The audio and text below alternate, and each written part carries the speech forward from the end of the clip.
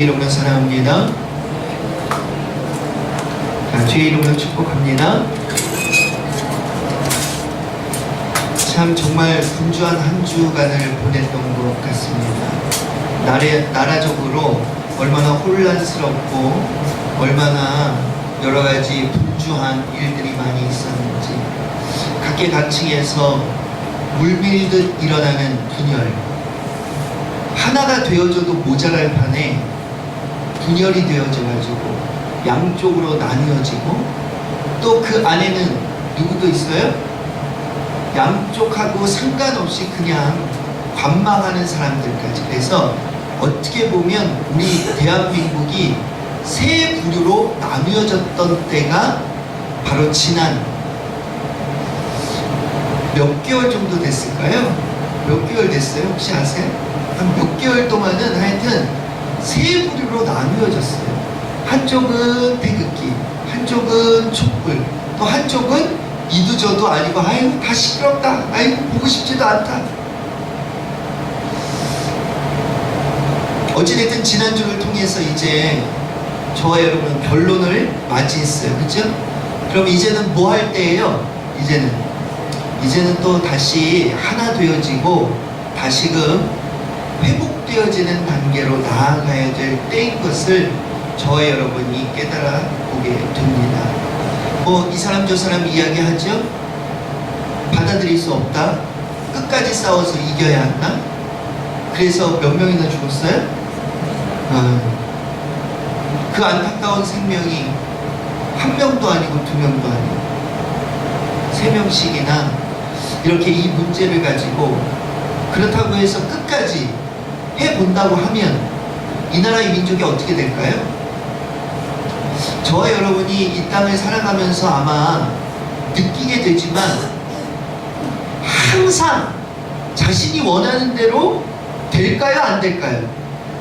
항상 되는 건 아니에요. 그렇기 때문에 받아들여야 될까요? 안 받아들여야 될까요? 저는요, 어찌됐든지 이 상황은 받아들여야 됩니다.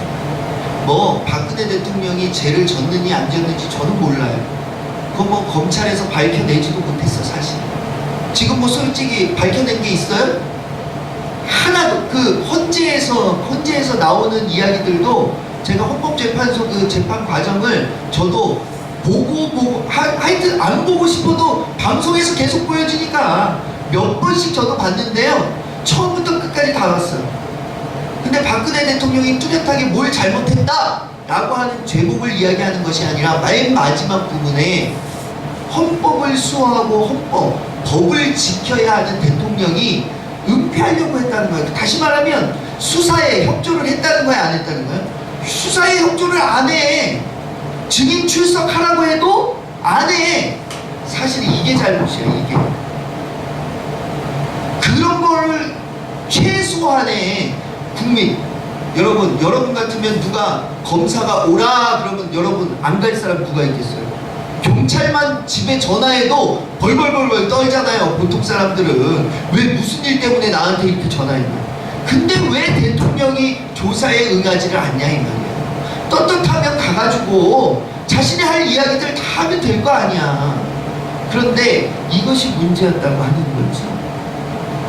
어찌됐든 이런저런 일들로 인해서 결론이 났어요. 결론.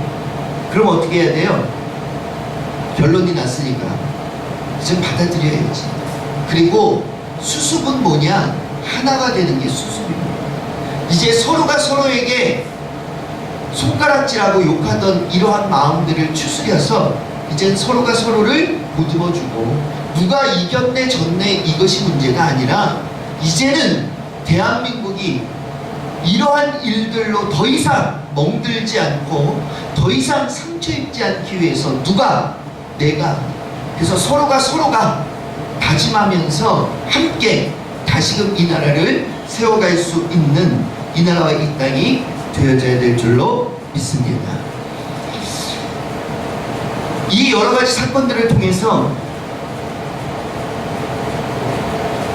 저와 여러분은 깨닫게 된 것이 있어요. 그게 뭘까요? 아무리 권력이 있고 아무리 명예가 있는 대통령이라 할지라도 무엇을 잃으니까 안 돼요? 무엇을 잃으니까 안 될까요? 공의와 정의를 잃어버리니까 안 돼요. 여러분, 박근혜 대통령이 최초라는 수식어를 제일 많이 갖고 있대요. 요번에 탄핵까지. 최초의 무슨 대통령이에요? 여자 대통령이고 최초의 부녀 대통령이에요. 아빠, 딸. 우리나라에 그런 대통령이 있어요? 없어요? 없어요. 한 집안에 2명이 대통령 된 일도 있어요? 없어요? 없어요. 박근혜 대통령 어떻게 보면 굉장히 대단한 사람이야. 최초. 그런가 하면 당선될 때 역사적으로 봤을 때에도 지지율이 어땠어요? 제일 높았대요. 제일 높았어요. 이렇게 당선된 사람은 없었대요. 다시 말하면 국민들이 이 사람은 공의롭고 정의로운 대통령이 반드시 될 것이다. 이 박근혜 대통령이 뭐라고 얘기했냐면 대한민국과 뭐 했대요? 결혼했다. 나는 대한민국을 위해서 한 목숨 바치겠다. 이 이야기를 통해서 국민들이 뭐라고 생각했어요? 아, 이 사람은 정말 가족도 없잖아. 항상 대통령들 나오면 누가 사고 쳐요? 누가? 네? 가족이 사고를 쳐, 이상하게. 근데 이 박 대통령은 그러지 않으니까 정말 어떤 거라고 믿었어요? 공의롭고, 공의는 뭐예요? 모든 사람들에게 평등하게. 정의는 뭐예요? 누가 봐도 옳고 그름에 있어서 옳은 선택을 할 수 있는 대통령. 이 사람이라고 믿었다 이 말이에요. 그런데 누가 다 뒤집어놨어요? 미꾸라지 한 마리가 온갖 데를 다 휘저어가지고 흙탕물을 만드는 것처럼 이러면서 국민들에게 뭐가 깨졌느냐? 대통령 공의롭다고 말할 수 있어요? 모든 사람의 대통령이라고 말할 수 있냐 이 말이에요. 이것이 깨졌어요. 그런가 하면 대통령을 가리켜서 정의롭다 말했는데 지금 어느 누구가 박 대통령을 가리켜서 정의롭다고 말할 수 있겠어요? 저는 박 대통령이 무슨 죄를 졌는지, 죄가 있는지 없는지 몰라요. 그러나 하나 잘못한 것은 뭐냐? 특혜를 줬냐 안 줬냐 뭐 이거 가지고 떠드는데 저는 특혜를 줬다고 봅니다. 누구에게? 다른 사람은 몰라. 뭐 삼성이든 뭐든 막 다 걸려 있잖아요. 근데 그 사람 삼성이나 뭐 누구한테는 최순실 씨가 줬는지 몰라. 근데 최순실 씨에게 특혜는 박근혜 대통령이 주려고 준 것은 아닐지 몰라도 어찌됐든지 지금 현실적으로 어떻게 됐어요? 준 것이 된 거예요. 왜? 모든 사람들이 최순실 씨를 보면 떨었고 최순실 씨가 한마디 하면 뭐 했어요? 다 들어줬어. 누구 때문에? 박근혜 대통령 때문에. 이 단도리를 하지 못한 것, 그것 하나만으로도 뭘 줬다는 거예요? 특혜를 줬다는 것은 우리가 인정을 해야 돼요. 어찌됐든 대통령에게 필요한 것은 뭐라고요? 필요한 것, 공의와 정의라고 하는 것은 반드시 필요합니다. 왜? 대통령은 한 사람의 개인의 대통령이 아니라 모든 국민의 대통령이기 때문에 어떤 누구를 위해서 있는 대통령이 아니다 이 말이에요. 전 국민, 이 나라와 이 땅을 위해 있는 대통령. 그렇기 때문에 반드시 대통령에게는 뭐가 있어야 된다고요? 공의와 정의가 반드시 있어야 합니다. 붕어빵에는 붕어는 없어도 뭐는 있어야 돼요? 그럼요. 안고라고 하죠? 팥은 반드시 있어야 돼요. 자동차에 다른 건 몰라도 무엇이 들어가야 돼요? 연료가 들어가지 않으면 절대 움직일 수 없어요. 우리는 요번에 우리나라의 여러 가지 일들 또 우리 세상사를 바라보면서 다시금 깨닫게 되는 게 있어요. 반드시 필요한 것이 있어. 반드시 필요한.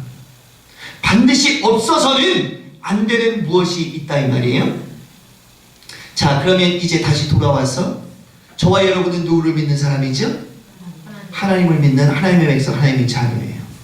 자, 대통령에게는 뭐가 있어야 된다고 했어요? 아까? 공의와 정의가 있어야 돼요. 자, 저와 여러분은 하나님을 믿는 성도라고 했는데 그럼 성도에게는 뭐가 있어야 될까요? 자, 한번 생각해 보세요. 성도에게는 뭐가 있어야 되는지 한번 생각해 보세요. 자, 혹시 생각나신 게 있으면 한번 이야기해 볼까요? 말씀이 있어야 되고, 기도, 또 믿음, 또요? 네? 순종. 아니 이게요 어려운 게 아니에요. 여러분이 생각하고 있는 것들을 다 한번 얘기 한번 해보세요. 이 네 가지로 끝나는 건 너무 억울하지 않아요?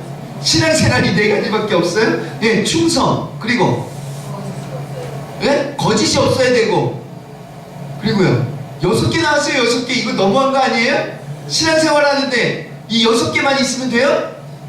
성도라고 할 때 여러분들이 다 잘 알지만 또 이야기하라고 하면 또 이야기를 잘 못하는 것이 사실이에요. 여러 가지 성도가 반드시 갖추어야 할 것들이 반드시 있습니다. 그렇죠? 그런데 오늘 성경 본문은 저와 여러분에게 무엇을 이야기하느냐? 기도라고 하는 것을 이야기합니다. 오늘 성경 본문의 내용에 등장하는 인물 누구죠? 우리가 너무나도 잘 알고 있는 집사님. 어떤 집사님? 스데반. 안 믿는 사람들도 알더라고요. 안 믿는 사람들도. 아이고 왜 있잖아. 전도라는 그냥 전도 열심히 하다가 뭐 했어요? 전도했어. 사실 전도하고 하나님의 말씀만 전했어. 다른 것 안 했어요. 스데반 집사. 그랬는데 그거 하고 뭐 했어요? 무엇에 맞았어요? 돌에 맞아 순교했어요. 저와 여러분이 안 믿는 사람들도 너무나도 잘 알고 있는 스데반 집사님. 오늘 성경 본문은 그 스데반 집사님을 소개합니다. 그런데 우리가 읽은 59절과 60절은 그 스데반 집사님의 마지막 순간을 기록한 기록의 내용입니다. 다시 말하면 천국에 가기 전에, 다시 말하면 죽음을 맞이하기 전에 돌에 맞아 순교하기 바로 직전의 모습이 오늘 성경 본문의 내용이라고 합니다. 특별히 다시 정확하게 말하면 죽음 앞에서 뭐하고 있는 스데반 집사님의 모습일까요? 기도하고 있는 스데반 집사님의 모습이 오늘 성경 본문의 내용입니다. 사랑하는 성도 여러분, 여러분들은 어떻게 기도하고 계시죠? 스데반 집사님은 죽음 앞에서도 기도하셨어요. 그런데 저와 여러분은 어떻게 기도하고 있을까요? 여러분 어떻게 기도하고 계세요? 예전과 지금 달라진 게 있다면 뭐가 달라졌느냐? 기도예요. 기도.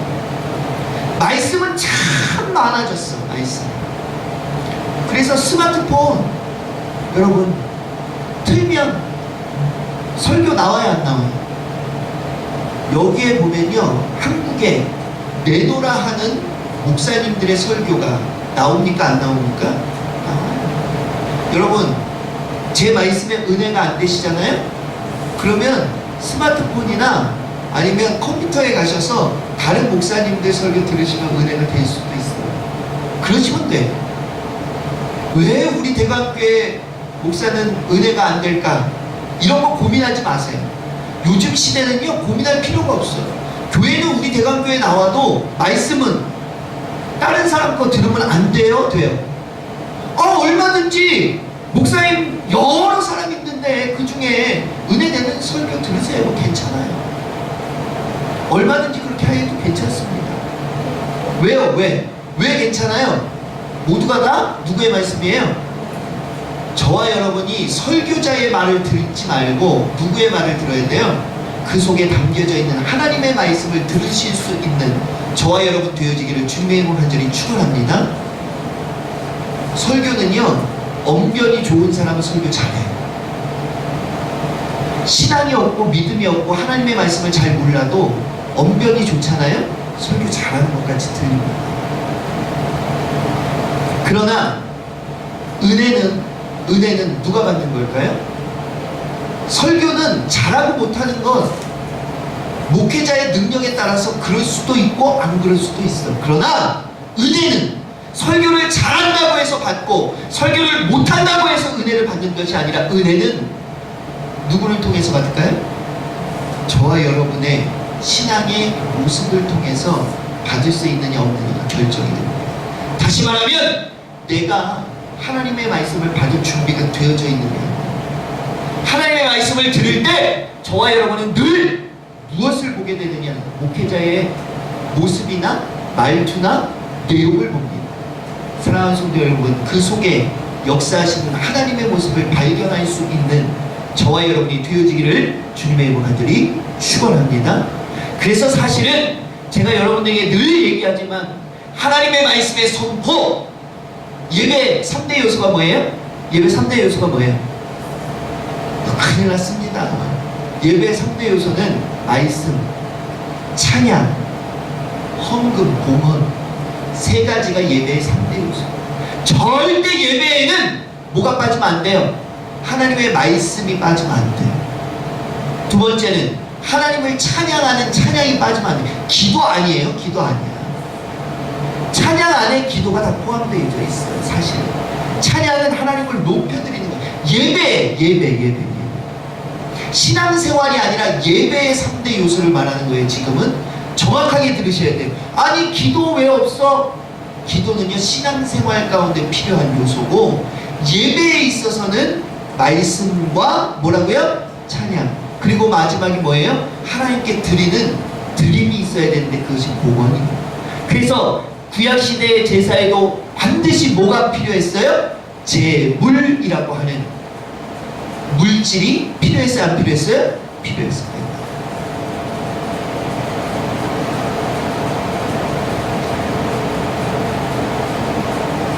그럼에도 불구하고 오늘 저는 왜 기도라고 하는 제목을 가지고 여러분에게 말씀을 드리느냐, 예배의 3대 요소는 아닐지라도 신앙의 삶 가운데 반드시 뭐가 있어야 된다고요? 임예슬 앞에 봐. 이렇게 사모님이 같이 앉으세요. 안 그럼 데리고 나가세요.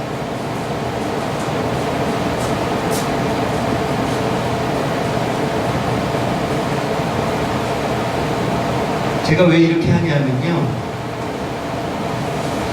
제가 기도하면서 생각해보고 우리 대방교회를 어떻게 또 세워가야 되는지, 또 제가 어떻게 해야 이 대방교회에 올바른 목회자로 설 수 있는지 요즘 고민이 많아요. 근데 가장 중요한 게 제가 하지 못한 것이 있는데 그게 바로 예배 혹은 가르침이에요. 제가 이곳에서 태어나진 않았지만 그래도 이곳에서 자라났어요? 안 자라났어요? 자라나다 보니까 사실은요, 여러분들에게 이야기해야 할 부분들을 얘기하지 못할 때가 참 많이 있어요. 목사임에도 불구하고 제가 얘기해야 될 부분을 얘기하지 못하는 때가 참 많이 있어요. 왜? 어렸을 때부터 봐왔기 때문에. 그런데 여기에 하나 빠진 게 있어요. 그거는 인간의 관계야. 저는 뭐라고요?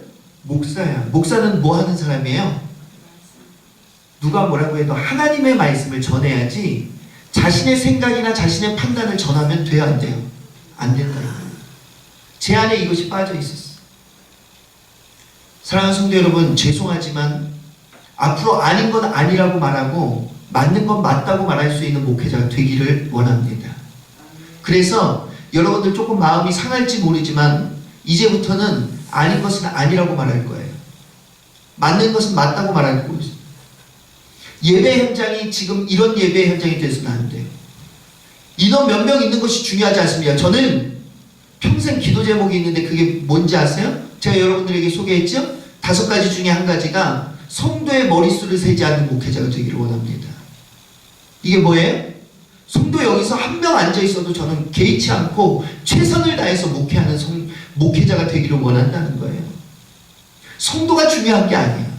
여기 오늘 저와 여러분이 최선을 다해서 예배하면 저 수천 명, 수만 명 모여있는 예배의 현장보다도 하나님이 우리 대방교회의 예배의 현장을 기뻐 받으실 수 있다고 하는 것을 믿으시기를 주님의 이름으로 간절히 축원합니다. 인원이 뭐가 중요해요? 오늘 저와 여러분이 하나님이 받으시는 예배를 드렸냐 안 드렸느냐가 중요하지. 지금 우리 아이들이 이렇게 예배를 잘 안 드리는 이 부분, 이것을 찝지 않고 이야기하지 않고 간다면 이 아이들이 커서 예배 현장에서 그렇게 해도 되는 줄 아는 어른으로 장성한다고 하면 이 아이가 제대로 된 신앙인이 되겠냐 이 말이에요. 사랑하는 성도 여러분, 앞으로 예배의 현장 가운데, 예배의 시간 가운데 우리가 예배를 방해하는 그 어떤 요소도 용납하지 않는 우리 대관교회 성도들 되시기를 바랍니다. 그래서 예배 시간에는요, 하여튼 최선을 다해서 예배하세요. 이제부터는 주무시는 분, 조는 분, 뭐 다른 행동을 하시는 분 절대 용납할 수가 없습니다. 예배가 살아야 무엇이 살까요? 교회가 산다는 말이 있어요. 뭐가 산다고요? 예배가 살면 뭐가 살아요? 교회가 산다는 말이 있습니다. 우리 대관교회 예배를 한번 보세요. 지금 예배가 살아있는가? 살아있다고 하는 이 부분은요, 굉장히 중요한데, 목회자가 아무리 준비해서 설교를 전해도 받는 이들이 죽어 있으면 이 예배는 산 예배가 되어질 수 없어요. 사랑하는 성도 여러분, 제가 조금 장황하게 말씀을 드렸지만 이제부터는 예배가 살아서 움직일 수 있는 우리 대관교회를 저와 여러분이 좀 만들어봤으면 좋겠습니다. 지금까지 제가 이제 기도에 대해서 여러분들에게 말씀을 드렸는데, 저와 여러분이 반드시 갖추어야 될 요소 가운데 기도라는 게 있다 이 말이죠. 그런데 예전과 지금 달라진 게 있다면, 예전에는 기도가 많이 있었고 지금은 기도가 없어졌다는 거예요. 성도들의 삶 가운데 다른 사람 볼 것 없어요. 자신들의 모습을 한번 살펴보세요. 기도하고 있는 성도의 모습인가? 라고 하는 것을 한번 생각해 볼 수 있기를 주님의 이름 간절히 축원합니다. 우리 권사님들 생각나시나요? 60년대, 70년대, 80년대까지 사실 90년대에 들어오면서 이 기도의 시간이 굉장히 줄어들었어요. 그런데 80년대까지 어땠을까요? 교회는 기도하는 집이었어요. 교회는. 지금은 뭐 하는 집일까요? 지금은 예배하는. 근데 이 예배가 조금 전에도 말씀드렸지만 살아서 운동력 있는 정말 하나님께 드려지는 예배의 현장이 되어지면 괜찮은데, 대부분 예배의 시간에 뭐하는? 참여하는 예배의 현장이 되어졌어. 기도가 얼마나 줄어들고 있는지 몰라요. 그런데 저는 오늘 줄어드는 기도의 현장을 이야기하려고 하는 것이 아니에요. 그러면 기도의 내용은 어떤가? 그러면 저와 여러분이 기도를 하나도 안 하는가? 그러진 않아요. 오늘 예배 현장 가운데서도 기도했어요, 안 했어요? 기도했죠. 기도가 아예 없는 건 아니야. 그런데 중요한 게 있다 이 말이에요. 내용이 어떤가? 라고 하는 것이 중요합니다.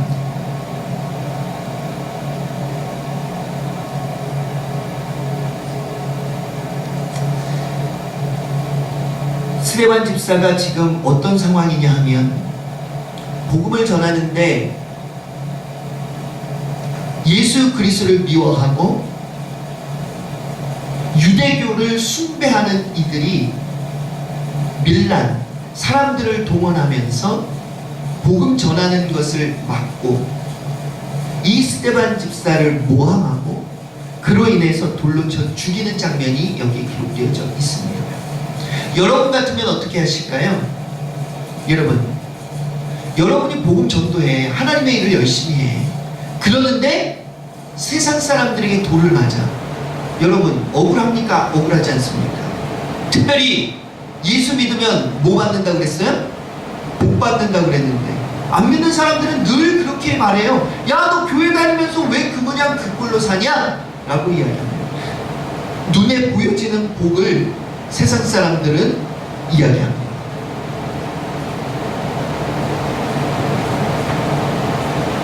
여러분 어떻게 생각하세요? 여러분 같으면 무슨 기도를 했겠어요?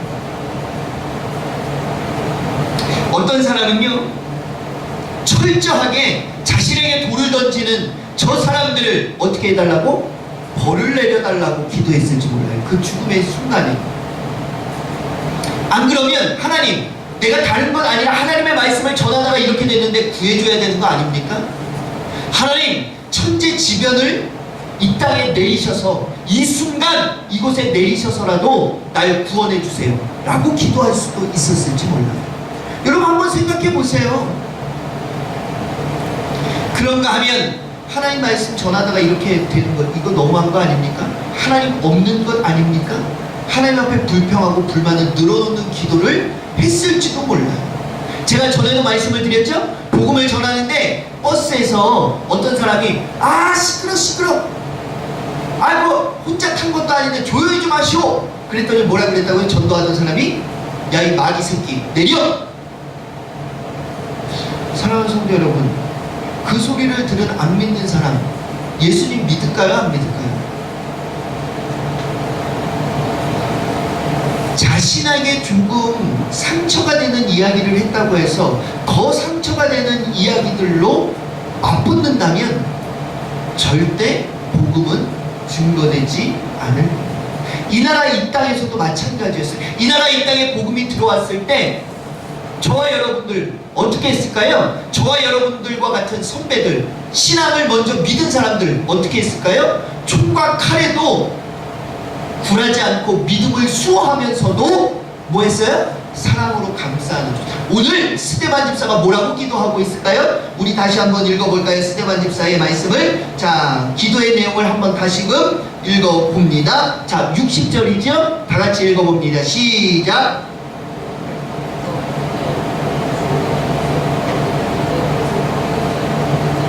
자, 여기에 보니까 스데반 집사가 이렇게 기도합니다. 이 죄를 누구에게 돌리지 마옵소서. 그들에게. 그들이 누구예요?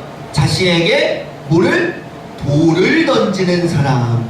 돌을 던지는 사람들에게 돌리지 마옵소서 라고 이야기하고 있는 사실을 만나게 됩니다. 사랑하는 성도 여러분, 이것은 저와 여러분에게 무엇을 이야기하느냐? 기도는 자신을 위해서 하는 게 아니에요. 사실 기도의 내용은 누구를 위해서 해야 될까요? 항상 하나님의 무엇을 위해서 해야 될까요? 하나님의. 자, 우리 성경을 한번 찾아보겠습니다. 마태복음. 자, 마태복음입니다.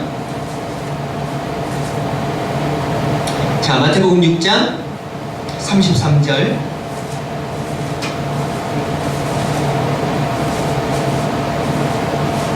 저와 여러분의 기도의 내용이 달라질 수 있기를 소망하면서 저와 여러분의 기도의 내용은 무엇으로 달라져야 될까? 마태복음 6장 33절 우리 함께 봉독해 보도록 하지요. 다 같이 봉독합니다. 시작. 그런즉 너희는 먼저 그의 나라와 그의 의를 구하라. 그리하면 이 모든 것을 누구에게? 너희에게 더하시리라. 아멘. 오늘 성경 본문에 보니까 이 마태복음 6장 33절에 보니까 뭐라고 되어 있어요? 그런즉 너희는 먼저 그의 나라와 그의, 그가 누구예요? 하나님이죠? 하나님의 무엇을? 의를 구하라.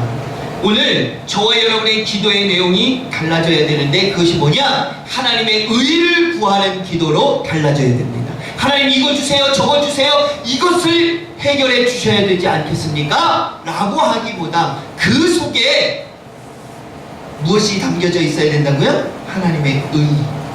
내 욕심과 나에게 주어지는 유익, 나에게 주어지는 권리, 권한을 위해서 기도하는 것이 아니라 이 모든 일들 가운데 누구의 선이? 하나님의 선이 나타나지기를 소망하면서 기도해야 된다. 자, 이해를 돕기 위해서 한 이야기를 좀 하려고 하는데, 제가 여러분들에게 한번 이야기한 적이 있죠? 대구에서 한 안수 집사님이 이사를 옵니다. 대구에서 한 안수 집사님이 이사를 오는데, 이사를 왔으니까 대구에 교회에 다닐 수 있어요? 없어요? 없어요. 그래서 근처의 교회를 알아보다가 가까이 있는 좀 큰 교회를 선택을 하고 교회에 다닙니다. 몇 개월 다녔을까요? 몇 개월? 여러분 모르죠? 맞아요. 박원숙 선생님 말씀이 딱 정답이야. 알면 안 되지. 근데 3개월 정도 다닙니다. 3개월. 근데 다니면서 처음부터 이 안수 집사님 눈에 들어오고 눈에 가시처럼 걸리적거리는 게 있어요. 그게 뭘까요? 그게 뭘까요? 게시판 있잖아요. 교회 들어오는데 우리 교회에는 뭐가 없지만, 우리 교회는 유리문에 이제 안내판을 달아놨지만 다른 큰 교회들 보면요, 게시판을 이렇게 만들어가지고 그 게시판에 예배 시간이며 뭐 이런 것들이 적혀져 있는 그런 게시판이 있는 교회들도 있거든요. 그런데 게시판이 있는데 그 게시판이 나무로 짠 게시판인데 얼마나 낡았는지 나무가 훌훌훌훌 떨어져. 지금 좀만 있으면 어떻게 될 것 같아요? 금방 무너져 내릴 것 같은 게시판이 세워져 있어. 아니, 교회는 엄청나게 큰데 게시판 그거 하나 왜 안 바꾸는지 이해가 가지 않는 거예요. 처음에 교회 들어올 때마다 보여지는 게 뭐예요? 게시판. 아니, 앞에 들어오는 그 앞의 모습을 왜 그렇게 해놨을까? 고민을 합니다. 그러다가 참다 목사님을 찾아가요. 그리고 목사님, 아니 이거 좀 너무한 거 아닙니까? 아니 이렇게 그 큰 교회에서 이게 뭡니까 이거? 요즘 깨끗하게 알루미늄으로 얼마나 잘 해놓습니까? 이거 하나 바꿉시다. 아니 돈이 없습니까? 제가 돈을 내겠습니다. 아이고 돈을 내겠대요. 얼마나 답답했으면 본인이 돈을 내서라도 바꾸고 싶다고. 목사님이 이렇게 이야기합니다. 집사님, 저도 같은 생각입니다. 빨리 바꾸고 싶습니다. 그런데 우리 교회에 원로 권사님이 있는데 이 권사님이 한 번은 이 게시판을 다른 것으로 교체하려고 하니까 급하게 목사님 자신을 찾아와서 이렇게 이야기를 했다는 거예요. 제가 30년 전에 이 교회에 입당할 때 내가 모든 것을 전부를 자신이 가지고 있는 것을 다 털어가지고 이거 보잘것 없지만 그 당시에는 굉장히 비싸게 주고 굉장히 자신이 최선을 다해서 해놓은 겁니다. 내가 살면 얼마나 살겠습니까? 그 권사님이 그러는 거예요. 이왕이면 나 죽을 때까지만 내가 교회 오면서 이걸 보면서 그래도 마음의 위로를 받게 이것 좀 내버려두면 안 되겠습니까? 사정을 하더라는 거예요. 그러니 여러분 한번 생각해 보세요. 아니 그 권사님 살면 얼마나 산다고 오실 때마다 그거 보면서 흐뭇해하면서 좋아하신다는데 그거 없애버리는 게 옳겠냐 이 말이에요. 그래서 그 이야기를 합니다.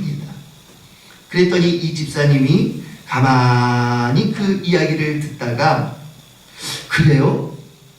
그러더니 좋은 생각이 났습니다. 가만히 듣고 있다가 그래요? 그러고 잠깐 생각하더니 좋은 생각이 났다는 거야. 그러면서 마태복음 18장 19절에 보면 이런 말씀이 있잖아요. 안 찾아보셔도 돼요. 다 아는 말씀이에요. 이런 말씀 있잖아요. 두 사람이 합심해서 기도하면 무엇이든지 구하면 어떻게 된다고 그랬어요? 받은 줄로 믿어라. 그러면 그대로 이루어진다. 두 사람이 합심해서 뭐하면요? 기도하면. 그러면서 뭐라고 말하는지 아세요? 목사님, 저하고 목사님하고 합심해서 기도하면 됩니다. 뭐라고 기도하면 될까요? 이 권사님이 뭐라고 어느 때까지 내비두라고 했어요? 이 안수집사 하는 소리가 목사님하고 나하고 합심해서 하나님 빨리 데려가 달라고 기도하면 된대요. 사랑하는 성도 여러분, 올바른 기도해야 아니에요? 아닌 것을 오늘 설교를 통해서 들으니까 여러분들 아시지만 이런 상황이 놓여지면 저와 여러분은요 이 주인공과 같은 기도의 제목을 내놓을 때가 많이 있어요. 설령 남 죽으라고 얘기는 하지 않지만, 남 죽으라고 기도하지는 않지만 철저하게 누구만을 위해서, 내 자신만을 위해서 기도할 때가 너무 많이 있어요. 오늘 저와 여러분이 그런 성도가 아닌가 한번 생각해 볼 수 있기를 주님을 간절히 축원합니다. 그냥 나만 잘 되면 되는 줄 알아. 내 교회만 배부르면 되는 줄 알아. 그렇게 기도하는 때가 저와 여러분의 기도의 때 중에 너무나도 많은 부분을 차지하고 있다고 하는 이 현실을 오늘 저와 여러분이 깨달아 알 수 있기를 주님을 간절히 축원합니다. 너무 안타까워요. 제가 전에도 한번 말씀드렸죠? 자, 졸리신 분은 뒤에 가서 서서 예배 드리세요. 자, 제가 전에도 한번 말씀드렸는데요. 순복음 기도원 오살리에 있는 기도원에 제가 가끔 기도하러 갈 때가 있었어요. 그런데 그 오살리 기도원에 가면 어디 가서 기도할까요? 기도굴에 가서 기도를 합니다. 기도굴에 가서 기도를 하는데요. 참 기도굴에서는 막 소리 지르고 뭐하고 막 하잖아요. 근데 그날따라 그래서 다른 사람 기도는 잘 안 들어옵니다. 왜? 내가 더 소리 지르면 되니까. 근데 그날따라 이상하게 옆에서 기도하는 사람의 목소리가 너무 잘 들어와. 너무 잘 들어와. 아니 기도를 할 수가 없어. 너무 잘 들어와. 그래서 기도하다가 중간에 어떻게 했냐, 기도 안 하고 한번 들어봤어요. 가만히 앉아서 기도굴에 앉아가지고 남 기도하는 거 듣고 있어. 그랬더니 내용이 뭐라고 말하냐 하면, 하나님, 저를 괴롭게 하는 한 사람이 있습니다. 하나님 아시죠? 막 묻기도 하고 따지기도 하고 해요. 도저히 이제는 참을 수가 없습니다. 이제는 본때를 보여줘야 합니다. 뭘 보여줘요? 본때를 보여줘요. 참 기도 제목이 너무 재밌어가지고 지금까지 기억하고 있어요. 하나님의 사람을 괴롭게 하면 얼마나 힘들고 괴로워지는지 보여줄 때가 됐습니다. 누구의 사람? 하나님의 사람 괴롭히면 당신은 더 괴롭다는 걸 보여줘야 된다는 거죠. 그러니 이제 그 사람의 사업을 망하게 해주십시오. 그러고 기도하는 거예요. 기도하는 거예요. 그의 가정이 파탄나게 해주세요. 그 다음 부분은요, 제가 도저히 여러분들에게 소개할 수 없는, 입에 담을 수 없는 저주들의 말들이 쏟아져 나오는데요. 제가 시간도 재봤어요. 시간도 30분 이상을 듣다가 도저히 못해서 기도글을 옮겼어요. 몇 시간을 더 했는지 몰라. 30분을 듣고 있는데 저주의 말들이 얼마나 쏟아져 나오는지요. 사랑하는 성도 여러분, 그 기도 하나님이 들어주셨을까요? 제가 믿는 하나님은요, 그런 하나님이 아니에요. 오늘 솔로몬이 오늘 스데반 집사가 오늘 저와 여러분에게 그것을 알려줄까요? 안 알려줄까요? 알려주고 있죠? 자신에게 돌을 던지는 그 사람들에게 죄를 묻지 말라고 기도합니까? 안 합니까? 죄를 묻지 말라고 기도합니다. 하나님, 저들을 보복해 주세요. 저들을 해해 주세요. 저들을 망하게 해주세요. 이런 기도 하지 않아요. 스데반 집사는 뭐라 그래요? 저들에게 죄를 돌리지 말고 그 죄를 누구에게? 나에게 다, 자신에게 다, 자신이 끌어안고 가겠다고. 사랑하는 성도 여러분, 하나님이 원하는 기도는 용서와 사랑의 기도인 것을 믿으시기를 주님의 간절히 축원합니다. 스데반 집사가 오늘 저와 여러분에게 보여주는 것은 용서와 사랑. 이것은 더 넓게는 아까 제가 여러분에게 말씀한 것처럼 개인적인 기도가 아니라 하나님의 무엇을 위한? 의를 위한, 하나님의 공의를 위한 기도가 바로 이 사랑과 용서의 기도인 것을 믿으시기를 주님의 이름 간절히 축원합니다. 저와 여러분이 기도할 때마다 얼마나 사리사욕을 위해서 기도하는지 몰라요. 그런가 하면 얼마나 하나님 앞에 불평하면서 기도하는지 몰라요. 옛날에 부흥회 때 가보면요, 가끔씩 이런 이야기를 하는 부흥 강사들이 있어요. 자신은 하나님한테 떼쓴대. 이것 좀 주세요, 저것 좀 주세요. 떼쓰면 다 된대. 저는 그 기도가 옳은 줄 알았어요. 근데 제가 만난 하나님, 제가 만난 성경 속의 그 하나님은 그렇지 않아요. 개인적인 것을 바라는 사람에게 그 어떤 무엇을 주지 않습니다. 그 개인적인 것이 누구를 위한 일이라면 하나님을 위한 일이라면 줄지 모르지만 지극히 개인적인 욕심, 쉽게 말하면 이런 거죠. 내 컴퓨터가 낡았어. 그래서 제가 전에도 한번 예화 드렸는데 어떤 어린아이가 자신의 컴퓨터가 낡았어. 그 컴퓨터 바꿨으면 좋겠어. 방법이 없어요. 그런데 근데 방법을 하나 찾아냈는데 부모님이 하나님을 잘 믿을까요? 안 믿을까요? 너무 잘 믿어. 자신도 그래서 주일만 되면 교회에 가야 돼. 이것이 생각이 나는 거예요. 그러면서 엄마 아빠가 늘 뭐라고 말했냐면 기도하면 된다고, 기도하면 이루어진다는 말을 들었어. 그래서 문 앞에 가가지고 엄마 아빠 거실에 있는데 문 앞에 가가지고 기도하는 겁니다. 하나님! 그러면서 큰 소리로 컴퓨터 바꾸게 해주세요. 믿습니다. 사랑하는 성도 여러분, 이런 기도는 하나님이 들어주지 않아요. 누구는 들어줄까요? 누구는? 제가 보니까, 제가 이렇게 아이들을 키워보니까 부모는 들어줘. 하나님은 절대 들어주지 않습니다. 착각하지 마세요. 오늘 저와 여러분이 살아가는 이 삶 속에 아유 목사님 기도했는데 기도대로 됐어요 라고 이야기하는데 들어보면 하나님이 들어주지 않고 세상이 그렇게 굴러가든지 상황이 그렇게 굴러가든지 아니면 자신의 능력이 그것을 이루었는지 하나님이 들어주지 않은 기도도 들어줬다고 착각하는 성도들이 너무 많아요. 성경을 통해서 보니까 하나님은 그런 기도는 절대 받으시지 않아요. 하나님은 뭐라고 이야기했느냐? 하나님은 아까 소개한 마태복음 6장 33절을 통해서 그런즉 너희는 먼저 그의 나라와 그의 의를 구하라. 하나님의 공의, 하나님의 일들, 하나님의 것을 위해서 기도해라 라고 말씀하고 있어요. 그러면 어떻게 말하고 있어요? 이 모든 것을 너희에게 더하시. 다시 말하면 저와 여러분이 원하는 축복을 하나님의 것을 위해서 구하는 사람들에게 주신다는 거야? 안 주신다는 거예요?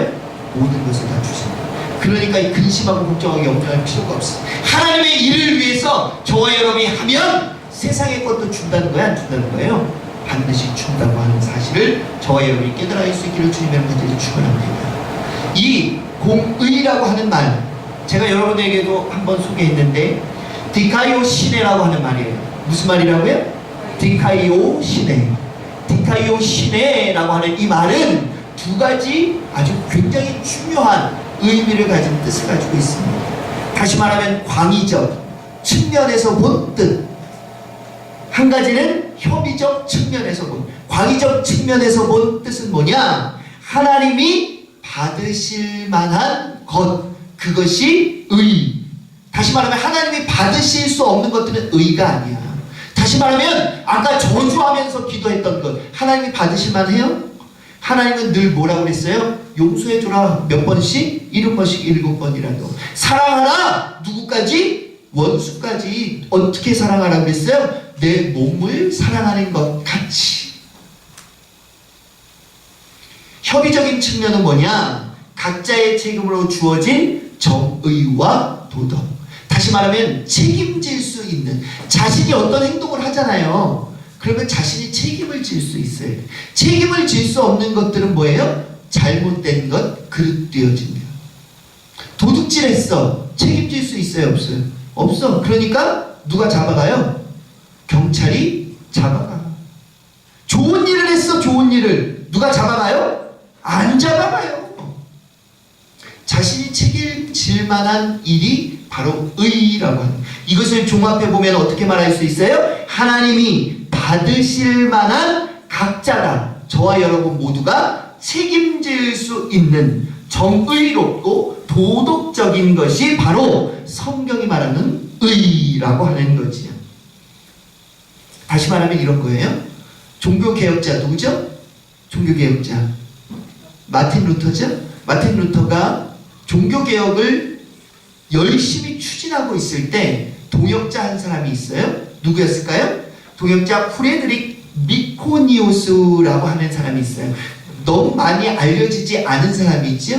그런데 이 프레드릭이라고 하는 사람이 같이 종교개혁을 위해서 싸우다가 병에 걸려서 죽음을 맞이합니다. 시한부 인생이 돼요. 날짜가 정해졌어. 이제 얼마 못 살아. 마틴 루터에게 편지를 씁니다. 친구, 내가 이제 먼저 가네. 함께 종교개혁을 이루어서 하나님의 일을 하고 싶었지만 몸이 좋지 못해서 이제 시한부 인생이 되어지고 나는 이제 죽음을 맞이하고 떠나가려고 하네. 혼자 있지만 최선을 다해서 종교개혁을 일으키기를 바라네. 편지를 씁니다. 그 편지를 받고 마틴 루터가 어떻게 기도하느냐? 그때부터 기도합니다. 하나님, 이 친구를 살려주세요. 여기까지는 지극히 무슨 기도예요? 개인적인 기도예요. 그런데 그 이후에 뭐라고 기도하느냐 하면 종교개혁은 이 나라 이 땅을 넘어서서 전 세계에 올바른 복음을 증거하고 하나님의 나라를 세우는 일입니다.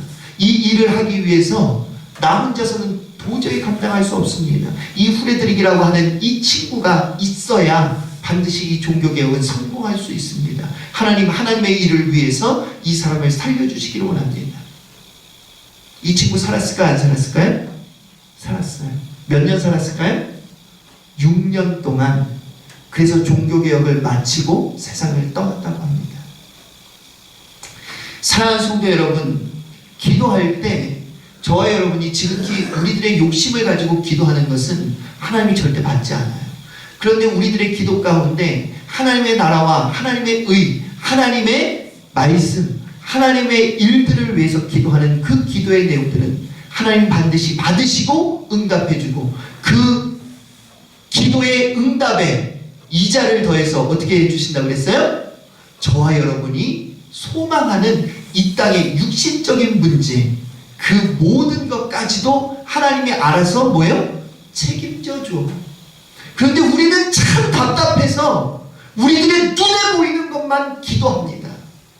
사랑하는 성도 여러분, 이제부터는 이 나라와 이 땅, 더 나아가서는 하나님의 나라, 하나님의 의를 위해서 기도하는 스데반 집사와 같은 사랑과 용서의 기도가 저와 여러분에게 넘쳐날 수 있는 저와 여러분의 신앙의 삶이 되어질 수 있기를 주님의 이름으로 간절히 축원합니다. 그래서 하나님이 주시는 무한한 축복의 주인공이 저와 여러분 다 되어지기를 주님의 이름으로 다시 한번 축원합니다. 기도하겠습니다. 사랑의 하나님, 오늘 이 시간 저희들 다시 한번 기도에 대해서 생각하게 됩니다. 지금 우리들의 기도는 어떤 기도의 내용을 담고 있을까요? 하나님, 혹연이라도 자신의 유익, 자신의 그 어떠한 사리사욕을 위하여 기도하는 기도의 내용들로 가득 차 있지는 아니합니까? 하나님, 오늘 이 시간 저희들을 다시 한번 되돌아보게 하여 주시고 반드시 하나님의 귀하고 선하신 뜻을 이루어가는 믿음의 권속들 되어질 수 있도록 주님 붙잡아 주시옵소서. 반드시 하나님이 옳다 말하는 일들로 넘쳐날 수 있는 대광교회 성도들 되어질 수 있도록 무엇보다도 기도가 살고 예배가 살고 말씀이 살아 움직일 수 있는 대광교회를 이루어갈 수 있도록 주님 붙잡아 주시옵소서. 모든 것 주님께 의탁하고 예수 그리스도의 이름으로 감사하며 기도를 싸움나이다. 아멘.